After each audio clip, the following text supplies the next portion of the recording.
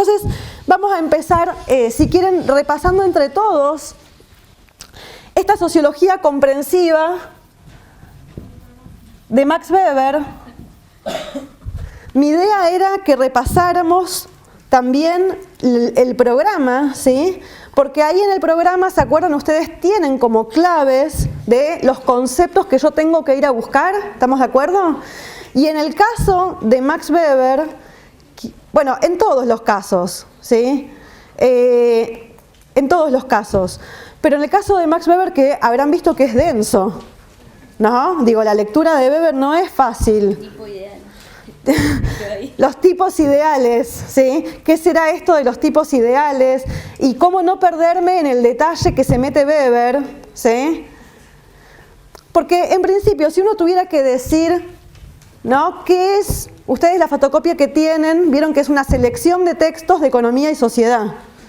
Economía y sociedad es esto, ¿sí?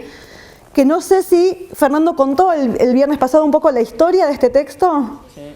¿Y qué pasa? ¿Este texto lo escribió Weber, digamos? ¿Qué es? Exacto, esto es gracias a Marianne Weber, ¿sí? Que es la que después junta los pedacitos, ¿sí? Que habían quedado por ahí sueltos de conferencias, de textos publicados en otros lugares, ¿sí? Y Marianne Weber, como esposa abnegada, que somos las esposas, ¿sí? Va recogiendo los calzoncillos, los textos, las cosas, y recopila todo eso en Economía y Sociedad. Pero además, entonces digo, en principio no es un texto que el propio Weber haya escrito en su conjunto, pero sí lo que tenemos al comienzo es una advertencia, ¿sí? Que hace Weber. ¿Y qué es lo que advierte Weber antes de entrar al texto y antes de entrar a estos que él va a empezar a decir que son los conceptos sociológicos fundamentales? Porque en realidad de todo este libraco, nosotros, para que ustedes se ubiquen, vamos a leer, repasamos, ¿sí? Que estaba en el PowerPoint. Nosotros estamos leyendo de la página 5 a la 23, ¿estamos de acuerdo? ¿Sí? Que tiene que ver más con la propuesta metodológica. Después vamos a leer las páginas 43 a 45, ¿sí? Donde vamos a trabajar la idea de poder, que es lo que quiero trabajar hoy, dominación y Estado. Para después pasar a la página, si no me equivoco, 172 a 175, díganme si está bien o yo estoy, ¿sí? Que son los tipos de dominación. ¿Sí? ¿Estamos de acuerdo? Si están con el programa en la mano, podrán decirme si está bien lo que planteé. Ahora, todo esto, las tres partes estas que nosotros estamos leyendo, forman parte de lo que llamamos los conceptos sociológicos fundamentales.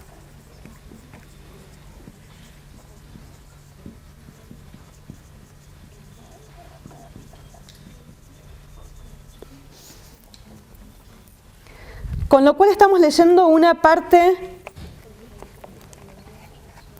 pequeña, ¿sí?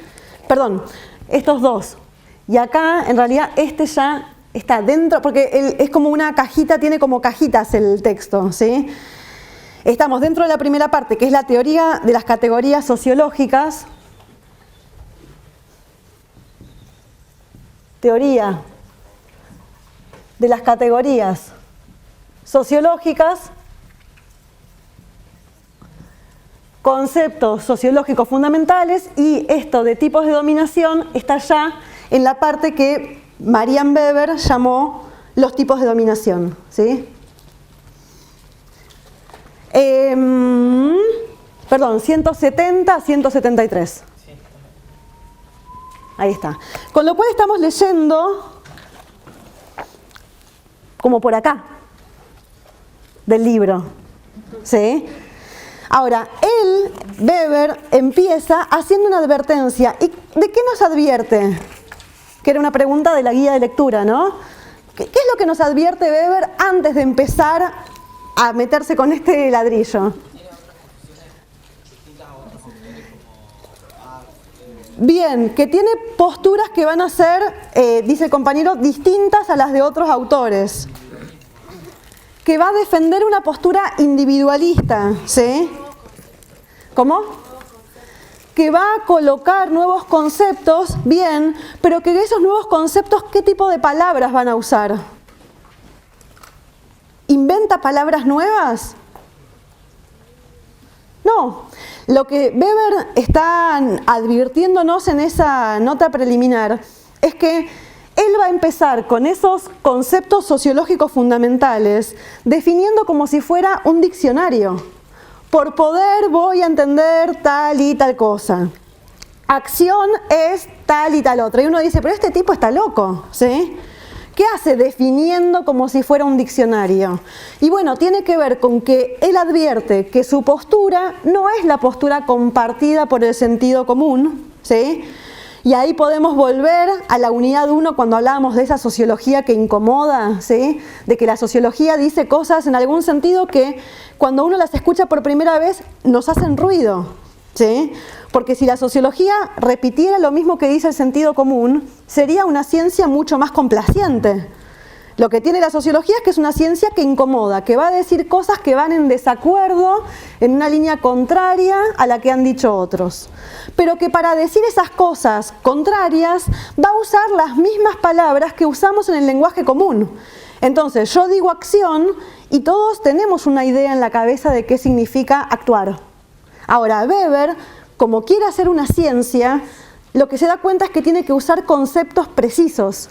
Entonces, antes de empezar a meterse, por eso les digo, leemos hasta acá, ¿sí? Después lo que va a hacer Weber en el resto del texto es decir, bueno, listo, ya todos estamos de acuerdo en qué entendemos por acción, qué entendemos por acción social, qué entendemos por relación social, qué entendemos por Estado, qué entendemos por dominación. Una vez que estamos de acuerdo con eso, es que podemos hacer el análisis sociológico, ¿sí?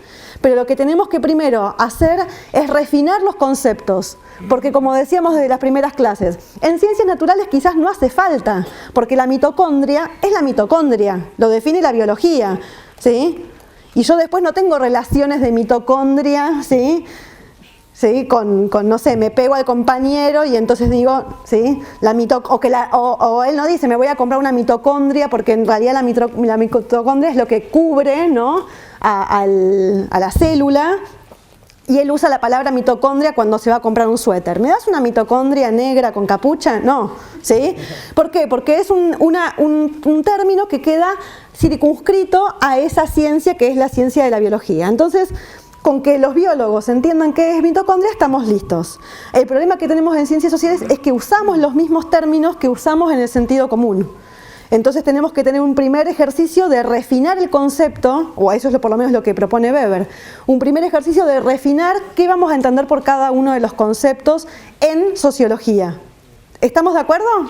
Esa es la tarea, digamos, que hace Weber en estas primeras páginas, digamos, de economía y sociedad. Y decíamos nosotros que para entender esta sociología comprensiva de Max Weber, los conceptos centrales que nosotros vamos a utilizar son tipos ideales. Estoy copiando del programa, ¿sí?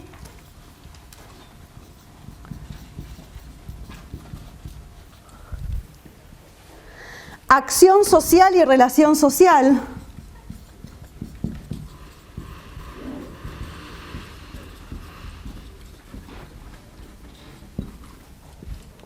Estado, legitimidad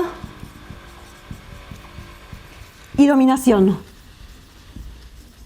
Con lo cual también la invitación es a que no se mareen, a que no se abrumen, ¿sí? Con este Weber que es tan denso, lo habrán visto, ¿sí? Y que sí intentamos ir a retener estos conceptos clave. Que si podemos tener una idea de estos conceptos clave, vamos por buen camino. Y quizás hay cosas que uno pueda seguir trabajando, como les digo, en otros momentos, volviendo a estos textos, ¿sí? En otros momentos de la carrera, pero sí que podamos concentrarnos en estos conceptos clave para esta materia de sociología. Bien, ¿qué sabemos de Weber? ¿Qué saben ustedes de Weber por la clase pasada? ¿Dónde vivió? ¿Qué hizo? ¿Cuándo vivió? Vuelvan a sus apuntes si hace falta. ¿Era alemán? Era alemán, bien. Nace en 1864.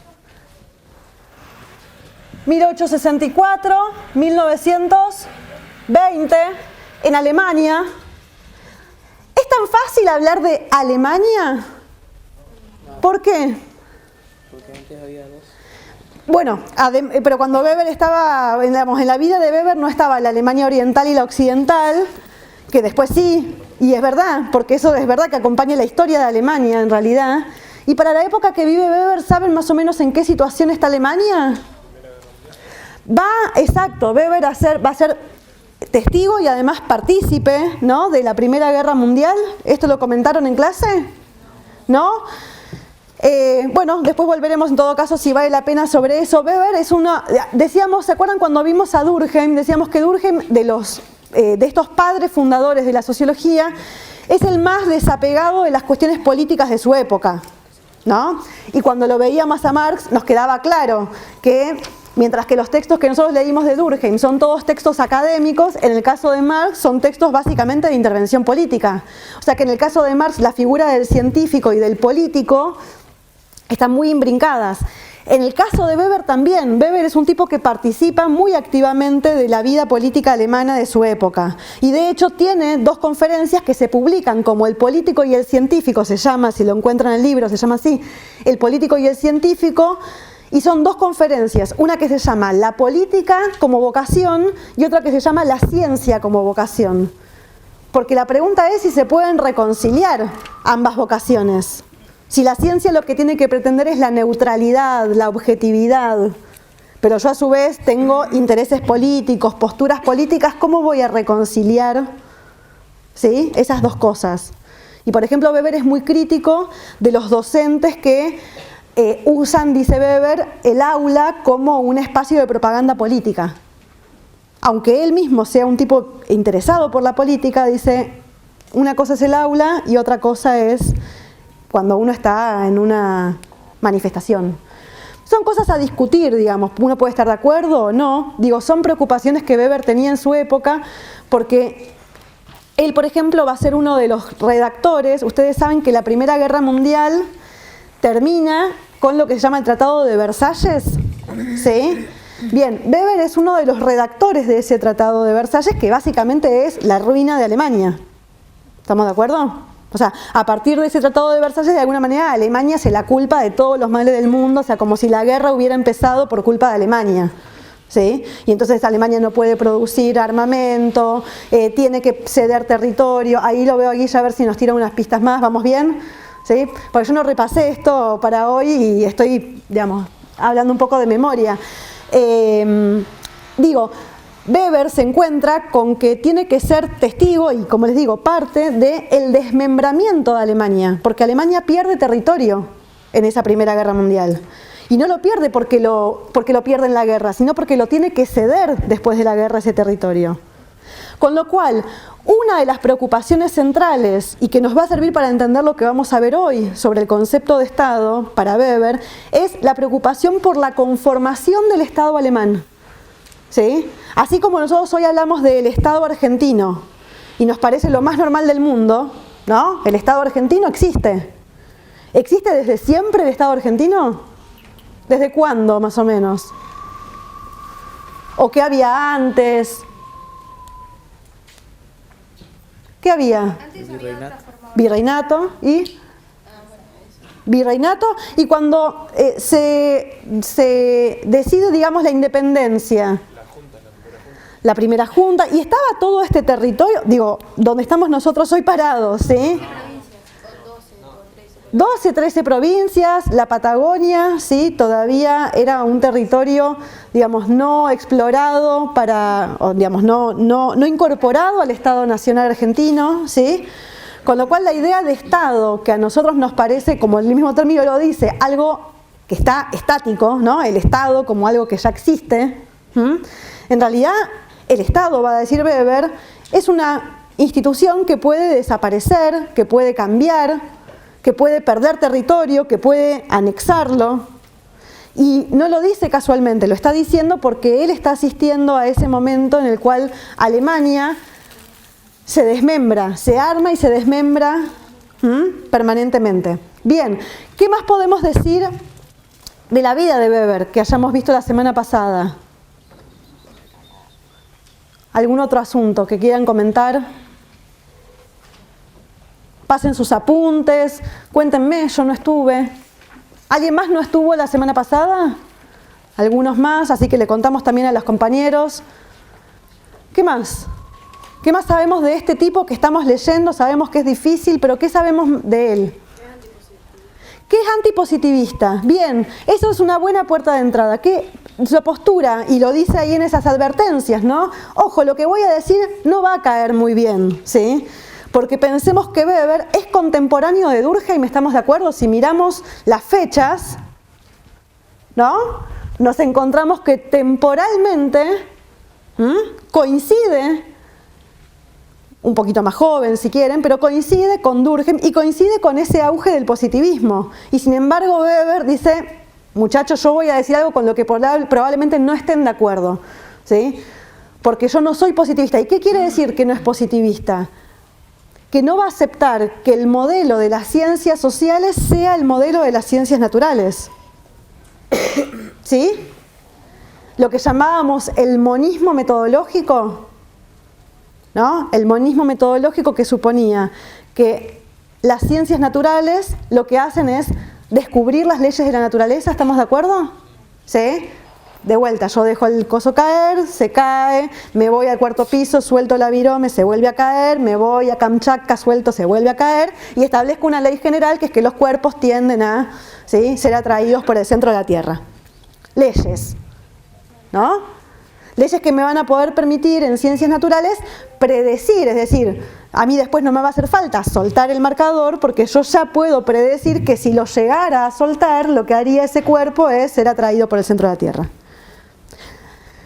La sociología que vamos a ver de Weber no es una sociología que establezca leyes generales. Dice, se pueden, ¿sí?, formular, ¿sí?, algunas pequeñas leyes, pero no es la tarea principal de la sociología la formulación de estas leyes predictivas. ¿Cuál es la tarea de la sociología? ¿Qué es lo que intenta? Bien. Comprender. Bien, vamos a empezar a poner estas palabras. Entonces, ¿qué es lo que le da el nombre, digamos, a nuestra unidad, ¿no? La sociología comprensiva.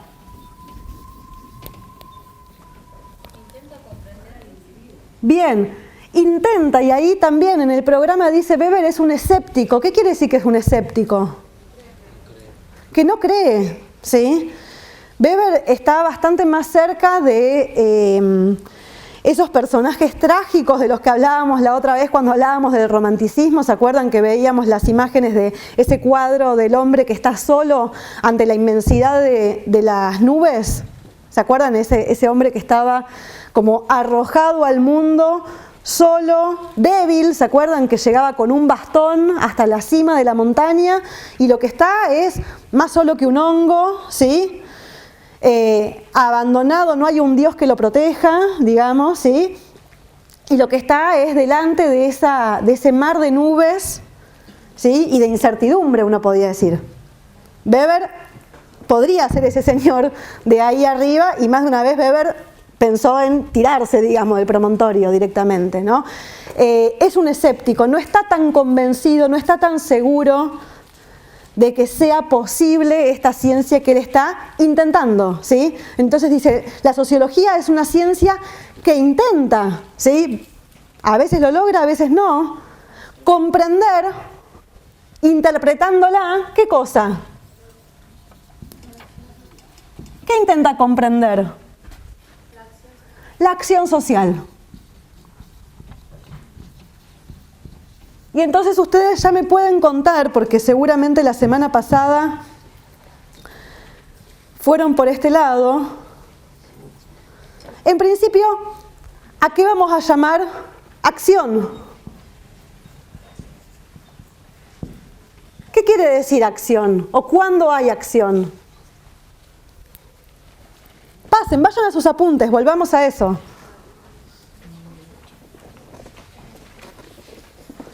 ¿Qué tengo acá? Es un comportamiento humano Sí. que tiene un sentido subjetivo. Bien, dice la compañera, es un comportamiento humano que tiene un sentido, ¿sí? Subjetivo. ¿Qué quiere decir subjetivo? Mentado, ¿sí? Por esa persona que está actuando. ¿Sí? Tiene un sentido para esa persona que está actuando. Decimos que acción es una acción motivada. Ahí donde yo tengo un motivo para actuar y donde esa persona que actúa puede decir, yo hago esto por tal cosa. Por eso decimos que solamente actúan los seres humanos y no los animales. Los animales reaccionan, se mueven, pero no actúan en el sentido estricto que está diciendo Weber, porque yo no puedo suponer que ese perro, gato, chimpancé, ¿sí?, actúe motivado. Después está toda esa sociobiología que intenta ver, ¿sí?, si hay amor, si hay instinto maternal, ¿sí? Pero ya la misma noción de instinto nos daría la pauta de que ese mono, o ese perro, o el animal que le quieran colocar, ¿sí?, no puede dar cuenta, no puede dar cuenta de sus motivos, ¿sí? Porque está obligado a actuar de esa manera. ¿Sí? Gracias. Bien. Pero Weber dice, la tarea de la sociología no es comprender la acción, ¿sí?, sino que dice que es comprender la acción social. Entonces, ¿qué vamos a entender por acción social? Es una acción mentada, es decir, que tiene un motivo que ese agente podría dar cuenta, ¿sí? Hago esto porque. ¿Y cómo aparecen los otros? Que ahí lo mencionaban. Uno hace una acción esperando que el otro le devuelva espera una respuesta. Espera una respuesta del otro. ¿De un otro que está acá presente necesariamente? No, ¿sí? Es una acción orientada por la acción de los otros, pero esos otros pueden estar presentes como pueden ser pasados o como podrían ser futuros. Yo siempre pongo el mismo ejemplo. Si yo llevo, y pobre mi abuelita porque no está muerta y todos los años, ¿sí?, la clase de Weber es la clase de la muerte de la abuelita. Mi abuela por suerte está viva, ¿sí? Pero si yo tuviera a mi abuela muerta y le llevara flores al cementerio, ¿sí?, mi acción igual en ese caso estaría motivada por la acción de los otros. De los otros, en este caso, de mi abuela. No porque estoy esperando una respuesta de mi abuela, porque flor de susto me daría si estoy dejando las flores, ¿sí?, y mi abuela hace una señal de vida, ¿sí? Entonces digo, que la acción social signifique que la acción está orientada por la acción de los otros, no tiene que ver con la presencia física de ese otro en ese momento. Puede estar orientada por la acción de los otros, pasada, como en el caso de mi abuela. Yo le voy a llevar flores porque mi abuela me crió toda la vida, por sus acciones pasadas, ¿sí? O puede ser que lo haga con, sí, una esperanza de futuro. Entonces, de vuelta, siguiendo el mismo ejemplo, yo lo que voy a hacer es mandarle flores a mi enemigo, ¿sí?, como diciéndole, te deseo la muerte, ¿no? Entonces le mando una corona fúnebre, ¿sí? Y fíjense que es la misma corona fúnebre en todos los casos, pero lo que varió fue el sentido. Fíjense que la corona fúnebre puede ser la misma corona fúnebre que yo le llevo a la tumba a mi abuela y la misma corona fúnebre que le mando a mi enemigo, ¿sí? Para desearle la muerte. Lo que cambia es el sentido. Con lo cual lo que nos está señalando Weber es que lo que tiene de particular el mundo social es que es un mundo dotado de sentidos y que entonces yo no me puedo guiar exclusivamente por los fenómenos físicos y visibles de la conducta como podía decirme el positivismo. El positivismo me decía que yo tenía que ir a esos eventos que fueran empíricamente comprobables. Y acá lo que tengo empíricamente comprobable es que en los dos casos yo compré la misma corona. Sin embargo, va a decir Weber, para comprender realmente, porque eso es lo que queremos hacer, comprender la sociedad, yo tengo que comprender esa acción social. Y comprender esa acción social es comprender los motivos. Y comprender los motivos de la acción social es comprender cómo una acción se orienta por las acciones de los otros. ¿Hasta acá vamos bien? ¿Sí? Avanzamos, porque después Weber va a también definir, entonces, acción social es una acción motivada por la acción de otros. Pasados, presentes, ¿sí? Aguardados como futuros. Y podríamos decir que es como la unidad mínima, ¿sí? La acción social, ¿no? ¿Qué estudia la sociología? ¿Cuál es el objeto de la sociología? La acción social, ¿sí? Esa acción que solamente pueden desarrollar los seres humanos porque son los únicos que le otorgan un sentido a su actuar, y en el caso de la acción social porque ese actuar está motivado por el hecho de vivir con otros, ¿sí? Esos otros son los que orientan mi acción. Me llevan a llevarle con cariño flores a mi abuela, me llevan a enviarle con odio la corona a mi enemigo. La relación social. ¿Y a qué llamaba Weber la relación social?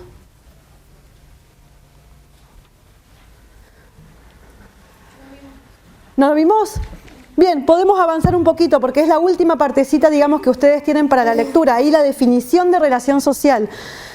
¿Tienen por ahí el texto? Lo van a encontrar como en las últimas paginitas de ese primer apartado de la página 5 a la 23. Weber ahí va a decir que la relación social es una conducta plural. ¿Qué quiere decir plural? Plural.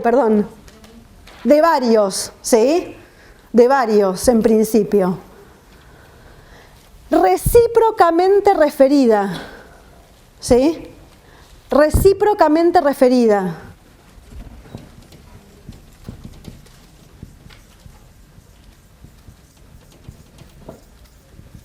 Quiere decir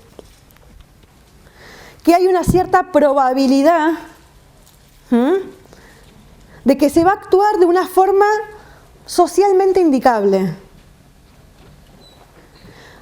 De vuelta, cuando yo le llevo flores a mi abuela, suponiendo que ya estuviese muerta, estoy desarrollando una acción social. En principio, estoy desarrollando una acción, porque mi acción está motivada, ¿estamos de acuerdo? No es un acto instintivo, no es un acto biológicamente necesario. Es un acto que tiene motivos. Es más, uno podría jugar y ver si hay, ¿sí?, comportamientos humanos que no sean acción. ¿Podemos jugar a eso? ¿Podemos pensar en comportamientos humanos que no sean acción?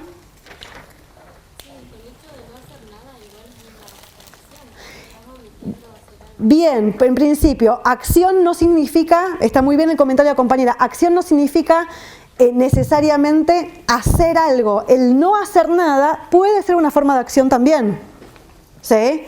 De vuelta, si yo no voy al velorio de mi abuela, no es que no importa el asunto, ¿sí? Es que dejé de hacer algo, ¿sí? Con un motivo, calculamos, ¿sí?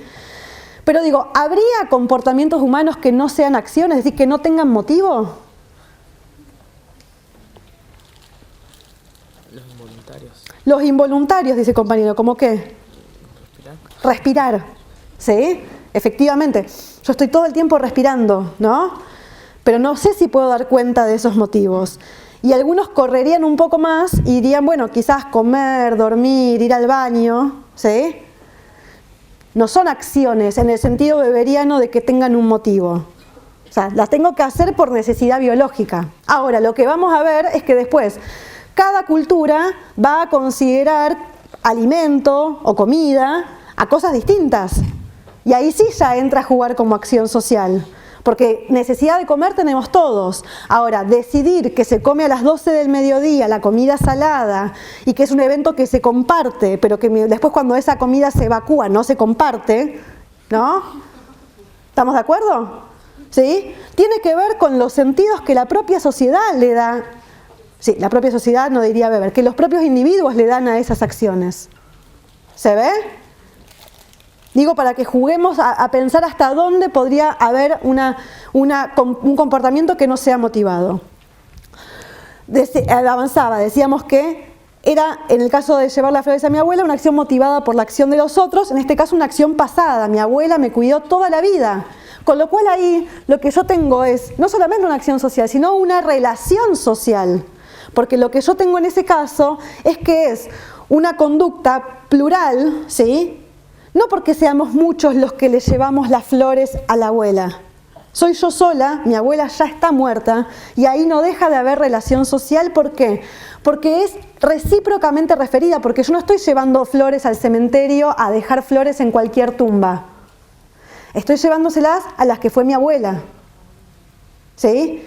Que tuvo acciones presentes o pasadas que me llevan hoy a mí a actuar de esa manera, ¿sí? Y dice Weber que es entonces una conducta que es plural, recíprocamente referida, y que es una probabilidad de que se va a actuar socialmente en una forma indicable. Entramos acá en el aula, y acá en el aula también podríamos decir que hay una relación social, ¿o no? ¿Sí? ¿Eso quiere decir que por el hecho de que sea plural todos hacemos lo mismo? No. Parte de la relación social puede tener que ver con que hagamos cosas distintas. Es más, no solamente que vamos a actuar de manera diferente, sino que, volviendo a lo inicial, las motivaciones son distintas. ¿Sí? En la relación social hay motivaciones distintas, a veces contrapuestas, dice Weber. En una relación de noviazgo, que es una relación social, cuando uno indaga en los motivos de los agentes, se puede encontrar con que tienen motivaciones muy distintas, unos y otros, y de ahí, ¿no?, los enormes desencuentros y sufrimientos amorosos, ¿sí? Porque por lo visto las relaciones amorosas son un tipo de relación social donde suele suceder que esa probabilidad, ¿sí?, de encontrar en el otro determinada respuesta no siempre se da como uno lo espera, ¿sí?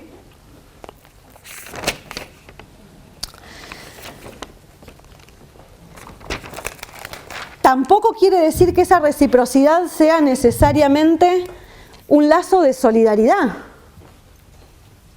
¿no? Una relación social puede estar fundada en el odio, ¿sí? Pero es recíprocamente, ¿sí?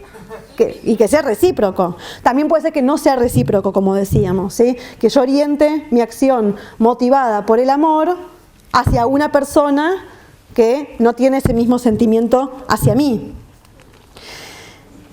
En definitiva, lo que dice Weber es que algunas de esas relaciones sociales después las podemos llegar a ver como formaciones sociales. Por ejemplo, el matrimonio.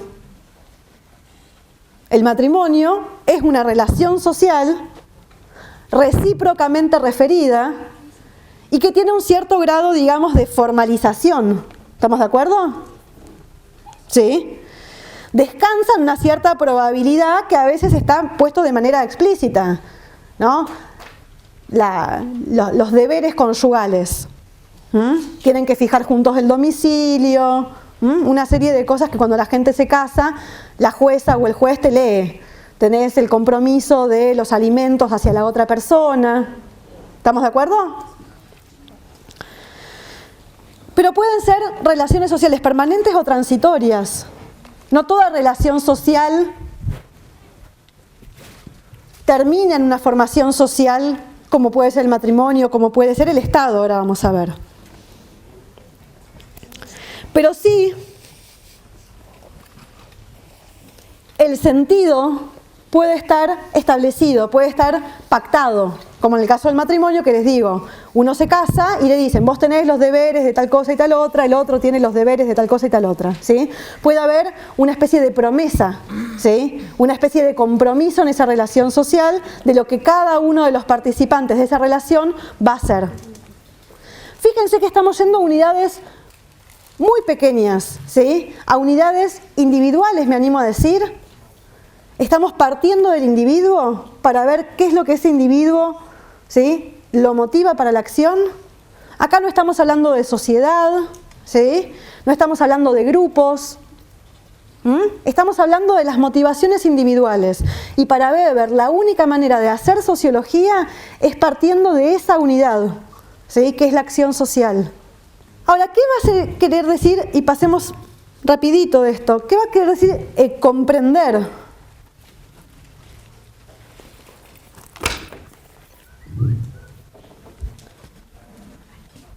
¿Qué es comprender? De vuelta, repasemos apuntes de la semana pasada.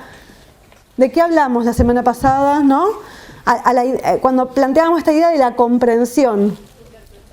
Interpretar, ¿sí? Weber, la definición que dice, la sociología es una ciencia que intenta comprender interpretándola. ¿Y qué quiere decir interpretar algo? Entenderlo, podría ser, ¿no?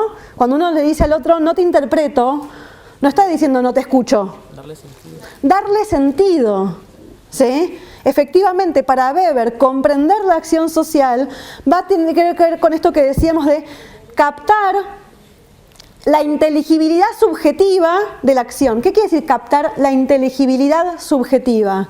Lo que para ese actor significa esa acción. No lo que me parece a mí desde afuera, ni mucho menos comprender va a pasar por explicar los efectos. ¿Sí? Digo, yo le mando una corona de flores a mi enemigo porque para mí significa un desafío a muerte, ¿no? Decirle te quiero ver muerto. Y el otro puede ponerse re contento, se lo pone de collar, sale a la calle, está chocho, mirá qué lindo, lo usa en Navidad, piensa que es una de esas coronas que se usan para Navidad, se confunde, entiende otra cosa. ¿Sí? Para Weber siempre está la posibilidad del desencuentro, siempre está el desentendimiento. Por eso decimos que es un escéptico, ¿sí? Porque para Weber es más probable que la gente no se entienda a que sí se entienda. Por eso tiene ese detalle y esa minucia en definir cada uno de los términos. Porque lo que prima para Weber entre los seres humanos es el desencuentro, es el desentendimiento, ¿sí? Entonces, si yo le mando una corona de flores a mi enemigo porque lo quiero ver muerto, pero ese tipo interpreta otra cosa, se la pone de collar o la pone en la puerta de su casa, yo tampoco voy a poder haber entendido la acción social a partir de los efectos. El tipo viene y me abraza, gracias Renata, ¿sí? ¿Qué va a decir Weber? Que hay consecuencias impensadas de la acción. Quiere decir que esa acción social, yo tengo que remitirme a los motivos del actor, no a las consecuencias que esa acción tenga, porque las consecuencias que esa acción pueda llegar a tener son incognoscibles. Lo decíamos la otra vez cuando hablábamos de la alienación y de si yo sabía qué producto estábamos haciendo, ¿se acuerdan? ¿Sí? Que algún compañero dijo, bueno, pero usted no está alienada porque usted está produciendo un alumno, ¿no? Y yo dije, no sé si sabemos también qué estamos produciendo. ¿Por qué? Porque realmente yo no sé cuáles van a ser los efectos, ¿sí? Eso lo dice Giddens igual, ¿no? Eso lo va a decir Giddens, exacto. Giddens lo va a tomar de Weber, ¿sí? Porque el primero que de alguna manera identifica que yo no puedo comprender la acción simplemente evaluando sus efectos. Y ahí de vuelta hay una crítica al positivismo, ¿sí? ¿En qué sentido? En que si yo quiero fundar una ciencia empírica, lo primero que me diría Durkheim es, vos no te podés meter en la cabeza del tipo para saber qué piensa. ¿Estamos de acuerdo? Con lo cual me estás hablando de cosas que no existen. En todo caso, podrías ir a ver los efectos que la acción produce y quizás ahí sí tengas un dato empírico, ¿no? De qué es lo que esa acción desencadenó. Pero Weber va a decir, no podemos ir por el lado tampoco de las consecuencias de la acción, porque esas consecuencias pueden no tener nada que ver con los motivos que la desplegaron. Siempre ponemos el ejemplo pobres las maestras jardineras, ¿sí? O las maestras con las que hablaba Althusser cuando hablaba de la interpelación. Yo como docente puedo querer producir un conocimiento crítico, ¿sí? Que ustedes se liberen, que sean más libres, ¿sí? Que a través del conocimiento de la sociología se sientan más habilitados para transformar la realidad. Pero nada dice, ¿sí? De mi acción, que la consecuencia sea otra, que la consecuencia sea otra. No quiere decir que sea negativa necesariamente, ¿sí? Digo, una consecuencia impensada de la acción es que yo di una clase de la cual ustedes no entendieron nada, hay dos que se juntan, se van a estudiar juntos, ¿sí? Y después forjan una larguísima amistad de la cual salen hijos y padrinazgos, ¿sí? Y lazos de toda una vida. ¿Puede pasar de acá a eso? Claro que sí. Ahora, ¿tiene que ver con la motivación de mi acción? Para nada, ¿sí? No estoy buscando que nadie sea el padrino de los hijos de ninguno, ¿sí? Entonces, comprender la acción es comprender la inteligibilidad subjetiva, ¿sí? Que tuvo para el actor. No los efectos, porque como decimos, los efectos no los podemos conocer, no los podemos manejar. Lamentablemente, una de las tantas malas noticias que nos da la sociología es que nosotros no somos actores que podamos manejar las consecuencias de nuestra acción. Podemos tener las mejores intenciones y el camino del infierno está sembrado de buenas intenciones.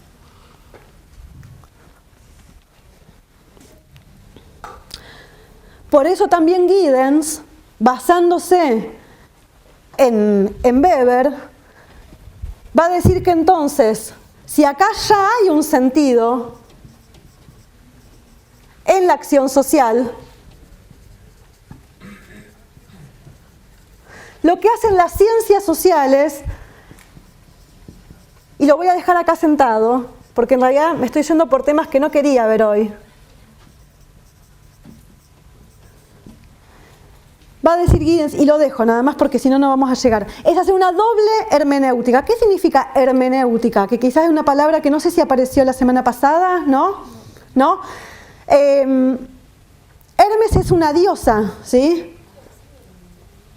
¿Alguno la escuchó nombrar? Sí, la semana pasada se nombró la palabra hermenéutica. ¿Y a qué hacíamos referencia? ¿No? ¿Cómo, perdón?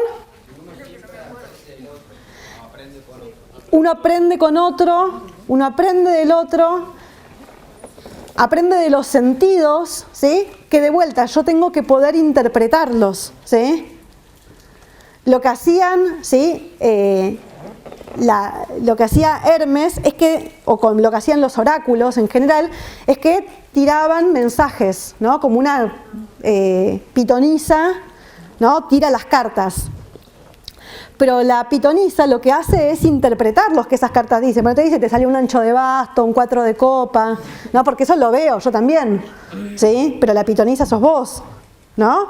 ¿Qué hace la pitonisa? ¿Qué hace quien es capaz de interpretar hermenéuticamente? Saber decirme que ese 4 de copa significa que me va a pasar tal cosa o tal otra. ¿Estamos de acuerdo? Entonces, hacer un trabajo hermenéutico es un trabajo, como decíamos recién, de interpretación. Giddens va a decir en realidad que entonces la sociología hace una doble interpretación, porque en realidad lo que interpreta es un mundo ya interpretado por los actores. Nosotros actuamos dándole un sentido a nuestra acción. La primera interpretación la hacemos nosotros.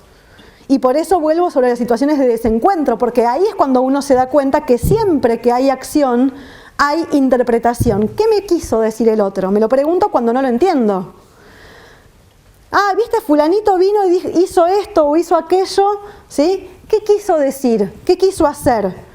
Todos para vivir lo que hacemos es interpretar el mundo en que vivimos. Estamos todo el tiempo interpretando el mundo en que vivimos. Ahora, lo que hace la sociología es una segunda vuelta de interpretación. Interpretar un mundo que ya está interpretado. Por eso lo llama esa doble hermenéutica. Lo dejo por ahora acá, la semana que viene en todo caso lo retomamos.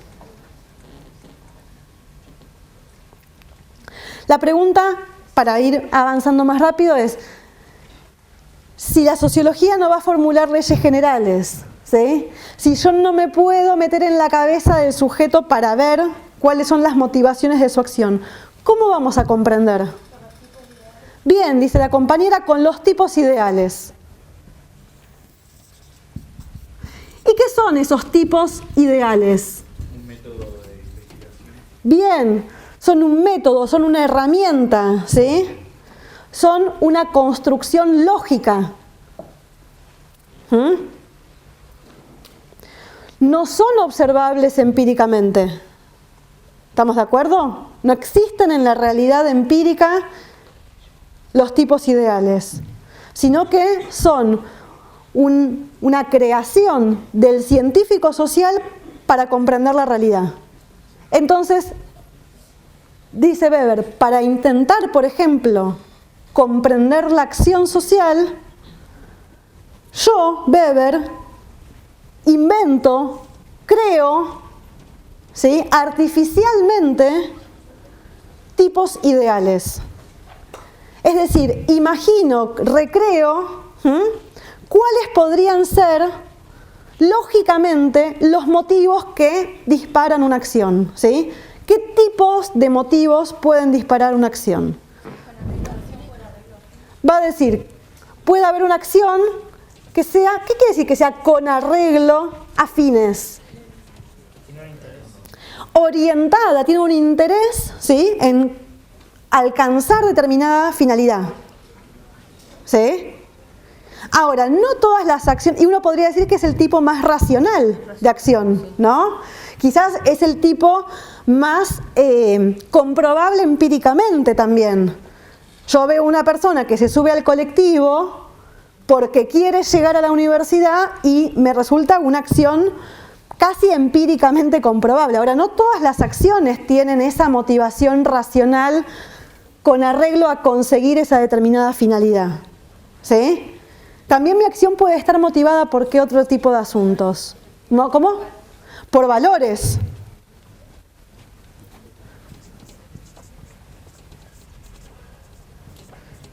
¿Qué ejemplo se les ocurre de una acción que esté? La solidaridad. La solidaridad, dice la compañera, ¿no? Acá en la inundación, uno diría, se han escuchado historias, ¿no?, que son casi irracionales. Personas que estaban perdiéndolo todo y que en ese momento, despreocupadas por su propia vida, por su propia integridad, por las cosas materiales, ¿sí?, salieron a ayudar a un vecino que sabían que estaba peor. Eso no es una acción que yo pueda entender con arreglo a fines, ¿sí? Porque con arreglo a fines yo tendría que pensar que esa persona lo que va a hacer es buscar salvarse ella, preservar su vida, preservar sus bienes. Sin embargo, esa acción está motivada por otra serie de cuestiones que tienen que ver con los valores. En este caso, por ejemplo, con el valor de la solidaridad, de la empatía. Bueno, y si ya me voy a la empatía, en realidad ya me estoy diciendo a otro tipo de acción. ¿Qué es cuál? ¿Cómo? La emotiva, la afectiva, ¿sí? Ojo, y afectivo no quiere decir simplemente siempre amor, ¿sí? Afectivo también puede querer decir odio, ¿sí? Son las acciones que están motivadas por los sentimientos, podríamos decir más en general, ¿sí? La enorme variedad de sentimientos, puede decir Weber, que caben en una persona humana, ¿sí? Porque además Weber lo que se da cuenta es que los seres humanos tenemos sentimientos encontrados. No sé si les pasó alguna vez, ¿sí?, de tener sentimientos encontrados, uno mismo. Weber es muy consciente de todo esto, ¿sí?, de esos sentimientos encontrados, de ese desentendimiento que hay entre las personas. Y finalmente, puede ser también que yo actúe motivada ¿por qué? Por el modo tradicional, ¿sí? Podría venir caminando a la universidad, En términos de fines, conseguiría el mismo fin. Es más, quizás si hay mucho tráfico vengo caminando y llego más rápido, con lo cual con arreglo a fines quizás me convendría venir caminando. Pero estoy tan acostumbrada, ¿sí?, a subirme al colectivo, o al revés, gente que está tan acostumbrada a usar el auto que aun cuando podría ir más rápido caminando, agarra el auto. Sería más irracional. Sería más irracional, dice la compañera. Es que claro, lo que Weber está viendo es que estamos intentando hacer una ciencia social sobre una acción que no siempre es una acción racional.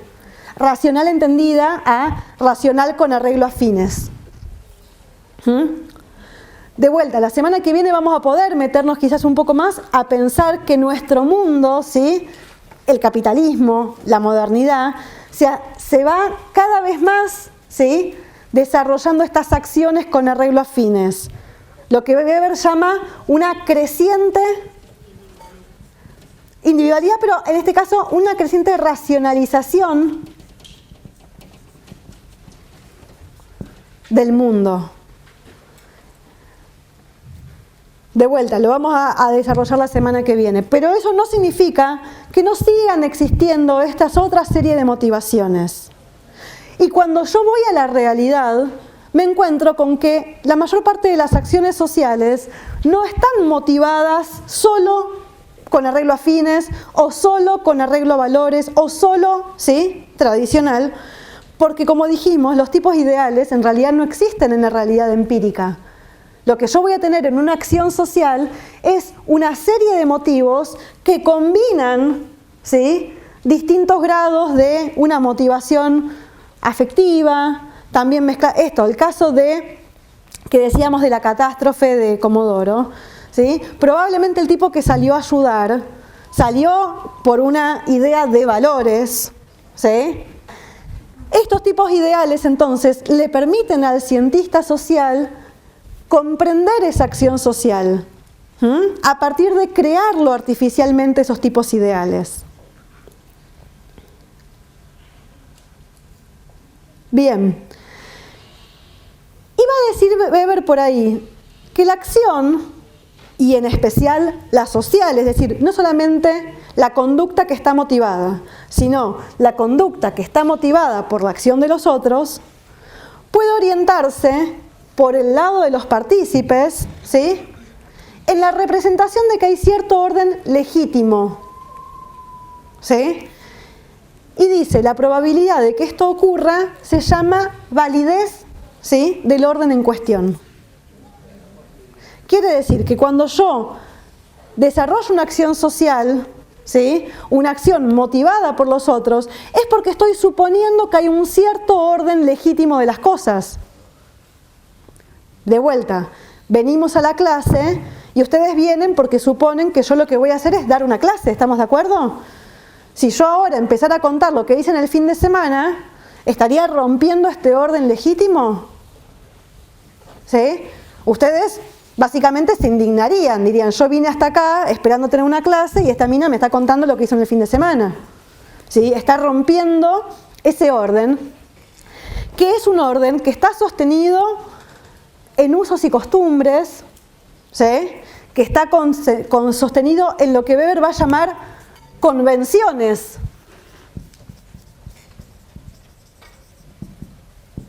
¿Sí? ¿Qué es algo convencional? Algo pactado, pero explícitamente pactado, necesariamente. Puede ser implícitamente. ¿Cómo? Exacto, las costumbres son implícitas. Uno es casi que ni siquiera puede dar cuenta de esas costumbres. Por eso inclusive Weber, cuando habla de la acción tradicional, ¿sí?, dice que está en el límite de entrar en la definición de acción. ¿Por qué? Porque hay ciertas acciones que uno las hace tan por tradición, tan por costumbre, que casi no podría dar cuenta de esos motivos. Vestirse todas las mañanas, lavarse los dientes, ¿sí?, llegar y saludar. ¿Puedo explicar por qué saludo? Bueno, quizás si me lo interrogan, me obligan, ¿sí?, a reconocer que ahí hay un motivo. Pero fíjense que es una acción tan tradicional, que uno la hace casi sin tener en cuenta esa motivación. Por eso dice Weber que como tipo ideal, la acción tradicional está en el límite de la acción, ¿sí? Está en el límite de tener un motivo. ¿Se entiende lo que acabo de decir? Bien, esos usos y costumbres, esas convenciones que no necesariamente están escritas, generan un cierto orden legítimo. Obviamente, mucho más cuando están volcadas en leyes. Cuando están volcadas en leyes, ¿sí? Weber está pensando en que ahí ya hay una capacidad legítima de aplicar sanciones.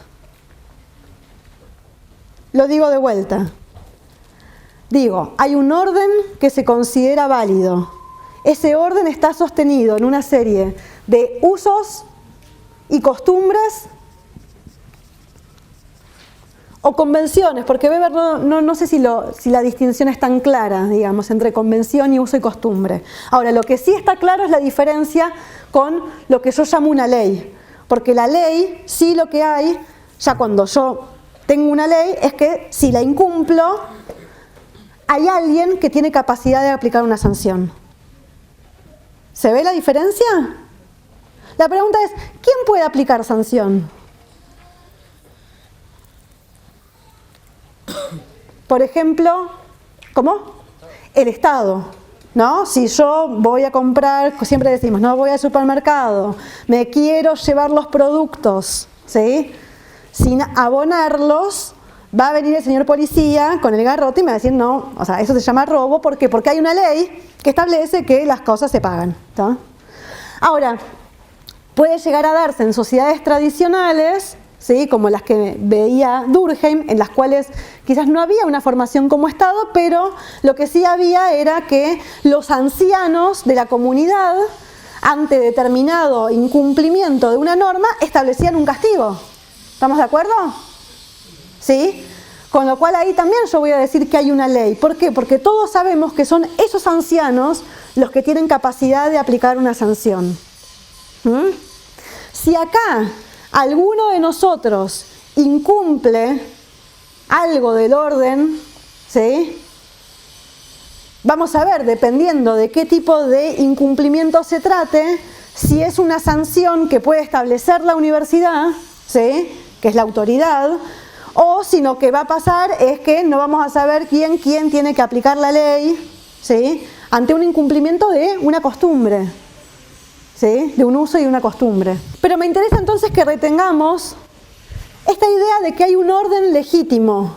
¿Qué querrá decir que hay un orden que es legítimo? Porque habíamos puesto usos y costumbres,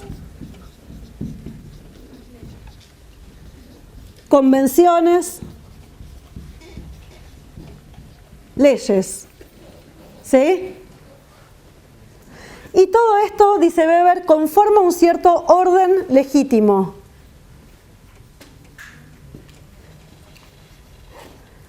¿Quiere decir lo mismo que un orden legal?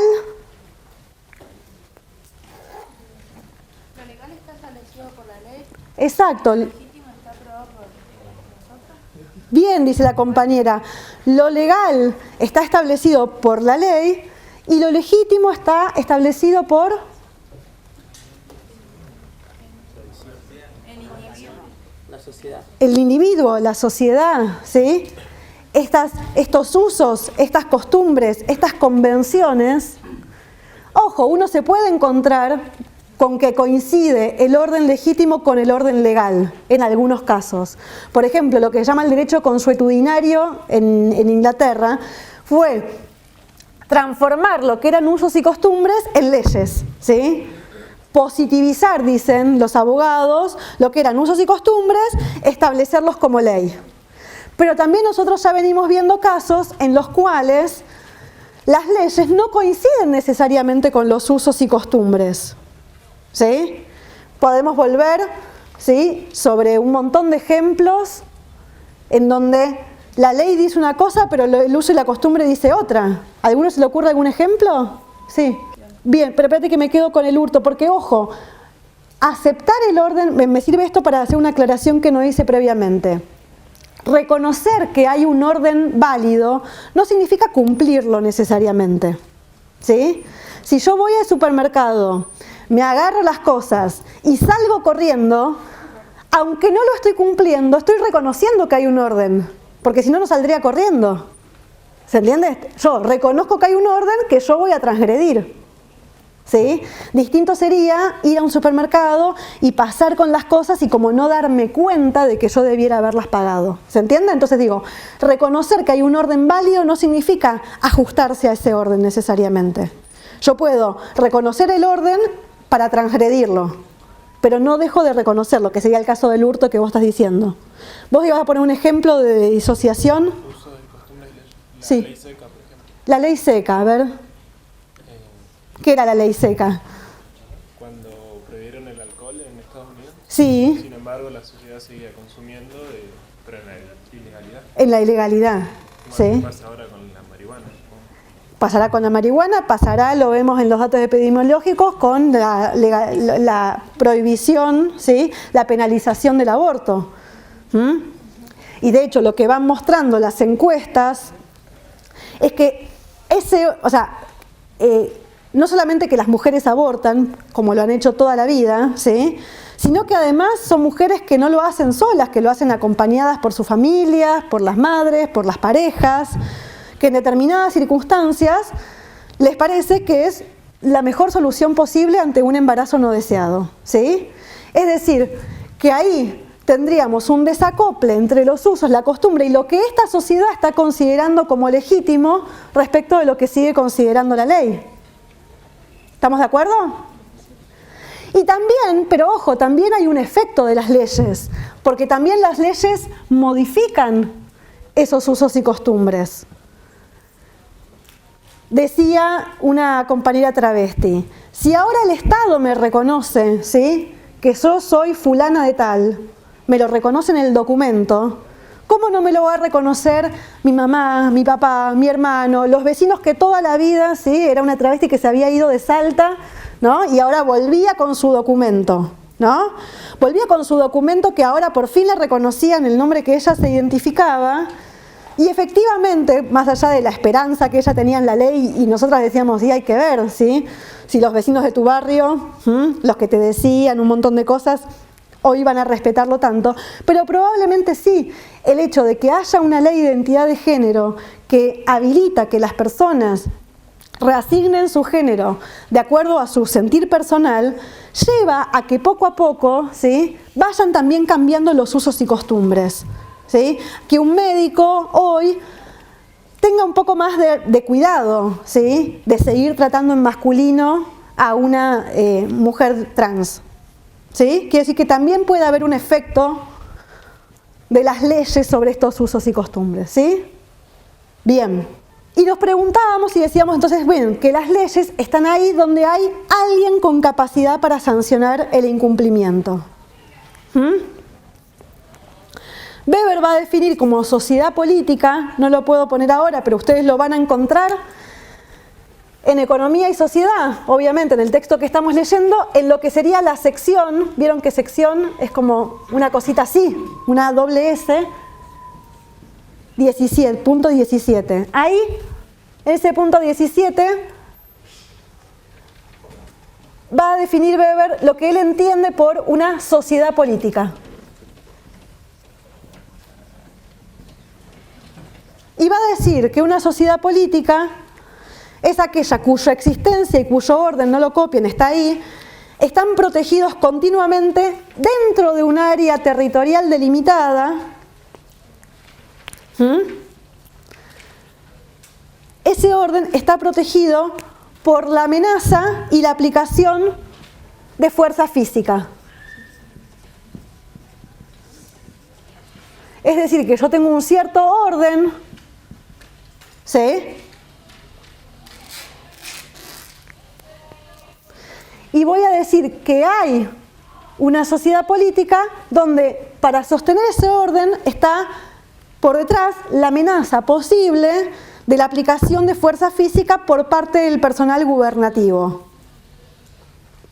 Entonces yo podría pensar que la universidad, en algún sentido, funciona como una sociedad política, ¿o no? Recién hablábamos con la compañera de si hay que firmar o no hay que firmar la asistencia, si es obligatorio o no la asistencia al teórico. ¿Qué me define eso? Me está preguntando cuál es el orden, ¿no? La pregunta tuya ya es esa, ¿no? No importa, digo, no era esa, ¿qué era la pregunta? Bien, está bien, pero entonces tu pregunta es por el orden. ¿Cuáles son las reglas, ¿sí? Los usos, las costumbres o las leyes que regulan este territorio? Porque es este territorio, no ocurre para lo que uno haga fuera de la puerta de la institución de la universidad. ¿Estamos de acuerdo? Lo que existe como sociedad política en esta institución es que efectivamente se establece un cierto orden establecido en el reglamento de alumnos, y ahí es donde uno también tiene que apegarse a ese reglamento de alumnos más que a los usos y las costumbres, estoy de acuerdo, ¿sí? Probablemente haya usos y costumbres, de hecho hablábamos en las primeras clases, nosotros estamos con un estatuto, con un reglamento de alumnos muy nuevo, recién estrenado, ¿no? Que tuvo que ver justamente con incorporar en esa ley, en ese reglamento, cosas que se venían haciendo por usos y costumbres, o al revés, cosas que usos y costumbres venían haciendo, pero que volvemos a decir, no, esto no se puede hacer. O sea, ante la duda, ante la ley medio ambigua, aclarar, ¿sí? Y ese orden está respaldado, en este caso, no por una fuerza física que se va a imponer de manera física, de una coerción física, pero la universidad tiene la posibilidad de echarme a mí como docente, ¿sí? O de privarlos a ustedes como estudiantes, de reincorporarse, ¿sí? Como estudiantes. ¿Estamos de acuerdo? Es decir, que sociedad política podemos encontrar en varios casos. Pero como les decía, bueno, y acá vemos otra cosa que a Weber lo hace tener pocos amigos, porque Weber es de los sociólogos de los pocos amigos, hay como bandas, ¿sí? Weber es de los sociólogos que se la pasa mal y que tiene pocos amigos. Weber nos va a mostrar algo que puede resultarnos incómodo, pero que lo que nos va a mostrar es, ubican esa famosa frase que dice que la política es la continuación de la guerra por otros medios. ¿Ubican esa frase? ¿Nunca la escucharon? ¿La política es la continuación de la guerra por otros medios? Es una frase de von Clausewitz y bueno, que puede derivar, exacto, que cuando los conflictos, ¿sí? Y de hecho estamos pensando en un contexto de Primera Guerra Mundial, etcétera, ¿sí? La idea del Tratado de Versalles fue justamente resolver políticamente lo que se venía resolviendo de manera belicosa en guerra. Entonces, ahí von Clausewitz dice, la política es la continuación de la guerra, pero por otros medios, por medios no violentos. Nos sentamos y negociamos, ¿sí? En vez de matarnos en una guerra, nos sentamos y negociamos, ¿sí? Pero lo que Weber va a pensar y lo que después va a retomar Foucault, y me estoy yendo a la última unidad, ¿sí? A uno de los autores que vamos a ver más adelante, ¿sí? Es que no es que la guerra es la continuación de la política por otros medios, sino que la política es la guerra, ¿sí? Es una guerra librada por otros medios. Dice Foucault, la ley no nace de la naturaleza, ¿sí? Junto a los manantiales, ¿no? Pensar que la ley es esa cosa buena, ¿sí? Que está ahí esperándonos en la naturaleza. No, la ley nace de batallas reales, de las victorias, de las masacres, de las conquistas que tienen su fecha y sus héroes de horror, ¿sí? Para Foucault, toda ley, lo que va a obtener por detrás, ¿sí? Es una guerra que alguien ganó y alguien perdió, ¿sí? La ley para Foucault siempre va a ser la ley del más fuerte, del que ganó en esa disputa, ¿sí? Y esto en realidad ya viene de Weber, porque Weber es el que nos va a mostrar que entre la política y la violencia hay un vínculo, ¿sí? Permanente.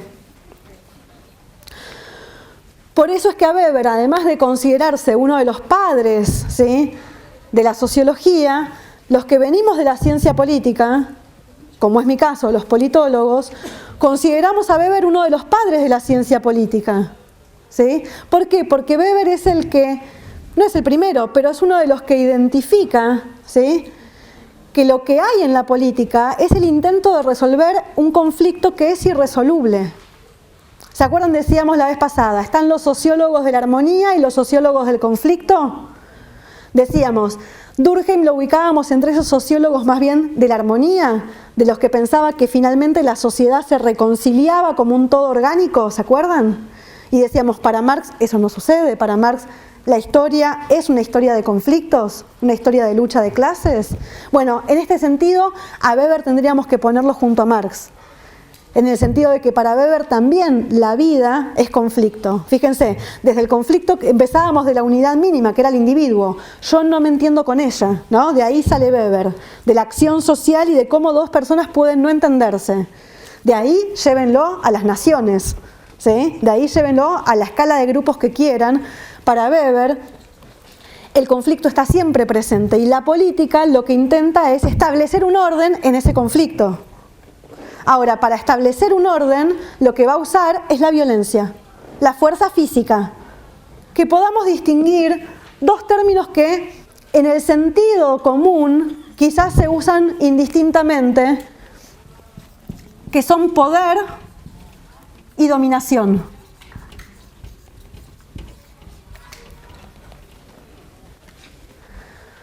¿Alguno ya vio cómo define Weber el poder?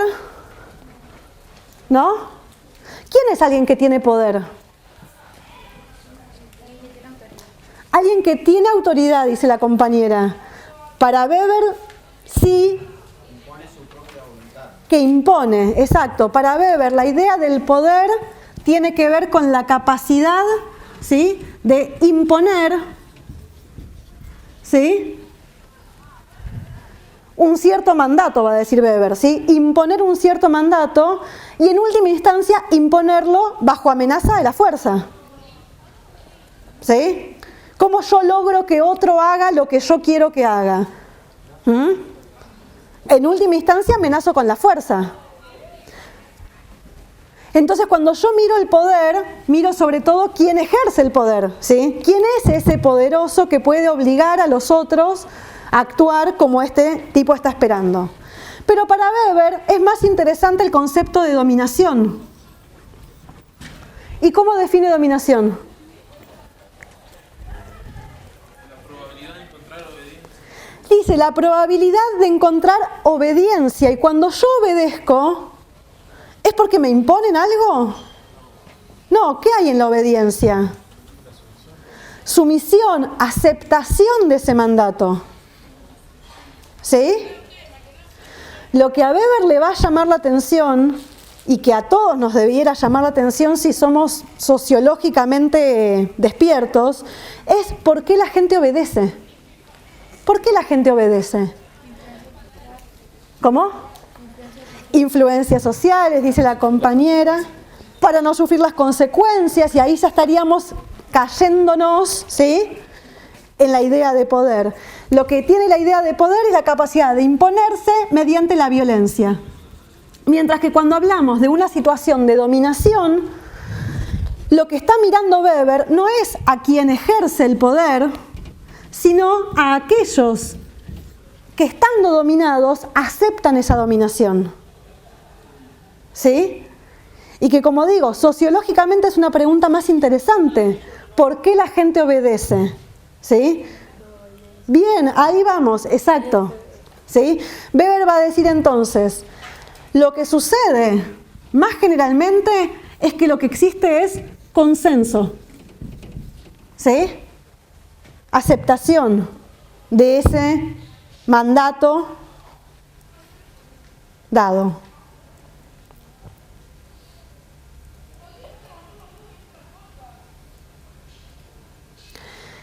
Y avanzo con eso y dejo la parte de Estado para la semana que viene. Efectivamente, Weber va a decir, ¿por qué la gente obedece? Y de vuelta, ¿cómo hago para responder eso? Si ya soy weberiana. Hago tipos ideales. ¿Sí? ¿Ven? Digo, agarro esa herramienta. Quiero entender por qué la gente obedece. Armemos tipos ideales. ¿Por qué la gente puede obedecer voluntariamente? Piensen ustedes a quiénes obedecen. A los padres. a los jefes. A ver. Uy, metiste una palabra grosa. A Foucault lo metiste. ¿Qué quiere decir la disciplina? Bien, ya cuando nos metamos con Foucault, Foucault va a seguir trabajando sobre esta línea weberiana, ¿sí? Para ver, va a decir Foucault, cómo el poder penetra en los cuerpos a través de las disciplinas, ¿sí? Ustedes están acá todos sentaditos, quietitos, ¿sí? Como sujetos disciplinados, obedientes, pero Weber no llega hasta ahí. Vamos a tener que esperar a Foucault. Los padres, ¿no? Yo digo por ahora, no sé en qué parte está yendo, pero por ahora digo descartémoslo y concentrémonos en lo que Weber define como los 3 tipos ideales de dominación, ¿sí? De una dominación que es legítima. ¿Qué quiere decir que es legítima de vuelta entonces? Que es aceptada, ¿sí? Que es aprobada, que no tienen que venirme con un garrote a amenazarme, ¿sí? Y ustedes decían los padres, y entonces yo podría decir que hay un tipo de dominación que es una dominación tradicional, ¿sí? Aquella que está establecida por la costumbre, por la santidad de las ordenaciones y los poderes de mando heredados de tiempos lejanos. Haceme caso porque soy tu padre, ¿sí? ¿Por qué? Porque soy tu padre. Es una argumentación que es casi redundante, ¿no? Que es la misma argumentación redundante del rey. ¿Por qué? Porque yo soy el rey y siempre fue así. ¿Y por qué sos el rey? Porque soy el hijo del rey anterior, ¿sí? Lo que Weber va a llamar un tipo de dominación tradicional, ¿sí? Pero Weber se encuentra también con que en los estados modernos, sobre todo, uno obedece porque cree en la legalidad de las normas.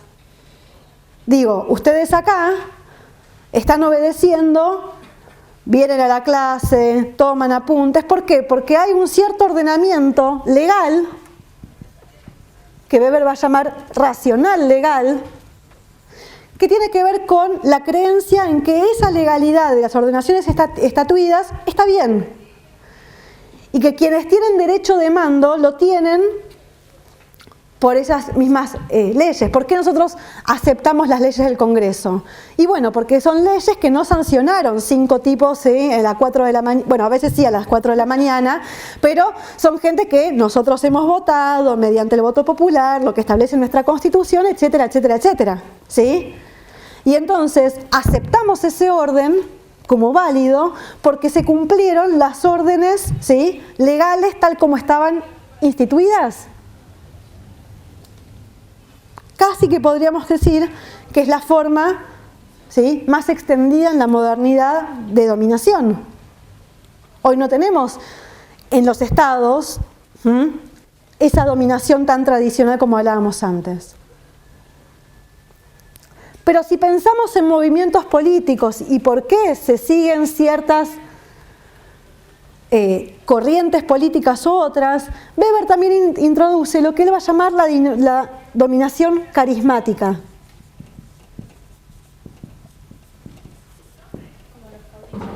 Como los caudillos, ¿sí?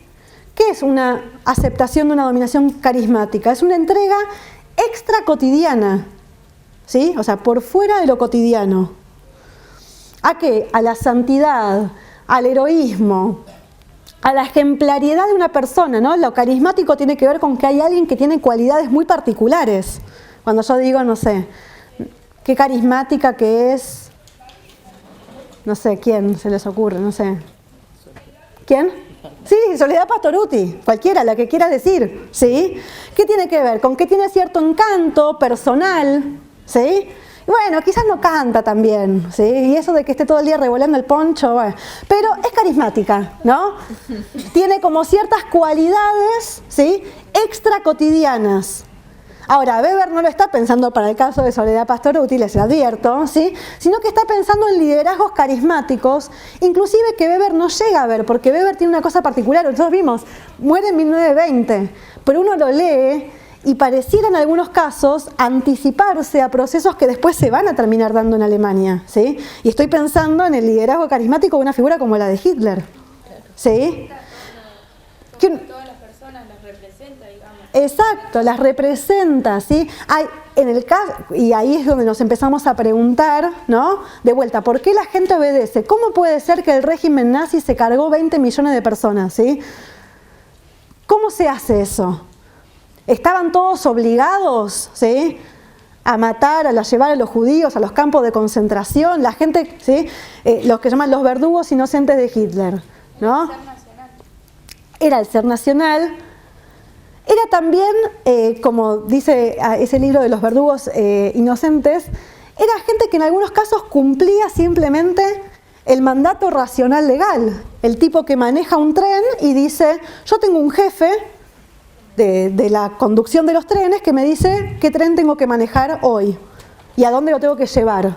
Y si el tipo me dice que yo ahora el tren que solía llevar a no sé dónde, ahora lo tengo que llevar a Auschwitz, ¿sí?, y que yo antes llevaba mercadería y ahora estoy llevando gente, yo lo que hago es obedecer ese mandato.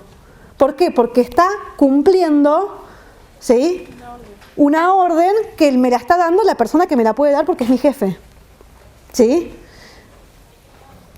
Entonces ahí tengo una dominación racional legal que puede generar un sistema de muerte y aniquilamiento como fue el régimen nazi. Pero además el régimen nazi tiene componentes de esta dominación carismática, porque realmente las cosas que Hitler prometía eran inverosímiles, ¿sí?